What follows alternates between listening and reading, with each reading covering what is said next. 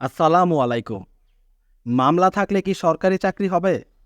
এই বিষয়টি নিয়ে অনেকেরই পরিষ্কার ধারণা নেই এবং অনেকেই বিষয়টি সম্পর্কে জানতে চেয়েছেন। গুরুত্বপূর্ণ এই বিষয়টি নিয়েই কথা বলবো আজকের ভিডিওতে। তাই অবশ্যই ভিডিওটি শেষ পর্যন্ত দেখার চেষ্টা করবেন। এবং আপনি যদি এই চ্যানেলে প্রথমবার হয়ে থাকেন তাহলে এমন ভিডিও নিয়মিত পেতে চাইলে চ্যানেলটি সাবস্ক্রাইব করে রাখতে পারেন। চলেন তাহলে মূল আলোচনা শুরু করা যাক।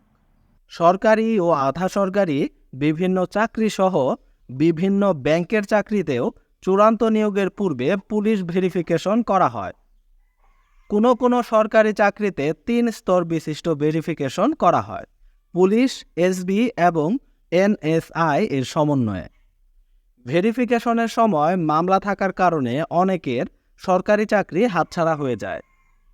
তবে মামলা থাকলে যে চাকরি হবে না বা হয় না, এটা একটা ভুল ধারণা।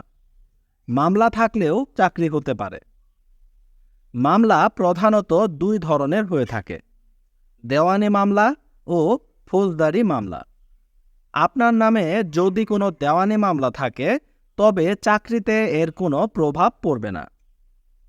দেওয়ানি মামলা বলতে সেই সব মামলাকে বোঝায় যেখানে কোনো অধিকার, পদ, পদবি বা জমিজমা সংক্রান্ত বিষয় জড়িত থাকে। অর্থাৎ জমিজমা সংক্রান্ত মামলাগুলোকেই দেওয়ানি মামলা বলা হয়। আপনার নামে যদি কোনো দেওয়ানি মামলা থাকে তাহলে সরকারি চাকরির ভেরিফিকেশনে কোনো সমস্যা হবে না, আপনার চাকরি হবে। কিন্তু আপনার নামে যদি কোনো ফৌজদারি মামলা থাকে তাহলে আপনার সরকারি চাকরি হবে না। মূলত ফৌজদারি মামলায় হচ্ছে চাকরির জন্য অভিশপ্ত একটা মামলা। ফৌজদারি মামলা বলতে সেই সব মামলাকে বোঝায় যেসব মামলা দায়ের করা হয় অপরাধ বৃত্তির বিচারের স্বার্থে, যেমন চুরি, ডাকাতি, হত্যা, রাহাজানি, অপহরণ, ধর্ষণ সহ বিভিন্ন গণশান্তি বিরোধী অপরাধসমূহ। অর্থাৎ জমি জমা সংক্রান্ত মামলা বাদে প্রায় সকল মামলাই ফৌজদারি মামলা। নিষ্পত্তিকৃত কোনো মামলা থাকলে সরকারি চাকরি হবে কিনা?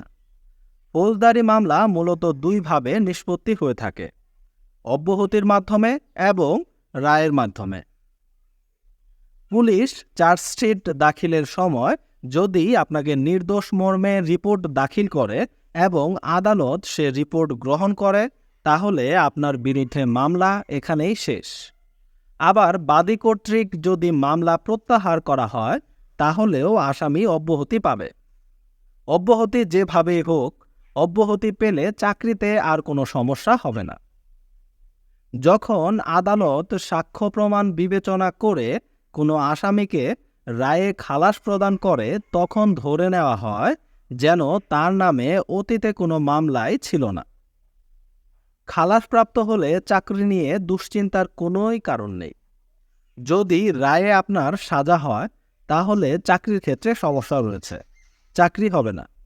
তবে আদালত কর্তৃক সাজাপ্রাপ্ত হলে এবং সাজার পর ১ বছর অথবা ২ বছর অথবা ৩ বছর অতিবাহিত হয়ে গেলে প্রাপ্ত সাজা কিছু কিছু চাকরিতে আর প্রভাব ফেলবে না। আশা করি এই বিষয়টি আপনাদেরকে বোঝাতে পেরেছি। তারপরও যদি এ সম্পর্কে আপনাদের কোনো প্রশ্ন থেকে থাকে তাহলে অবশ্যই কমেন্ট করবেন।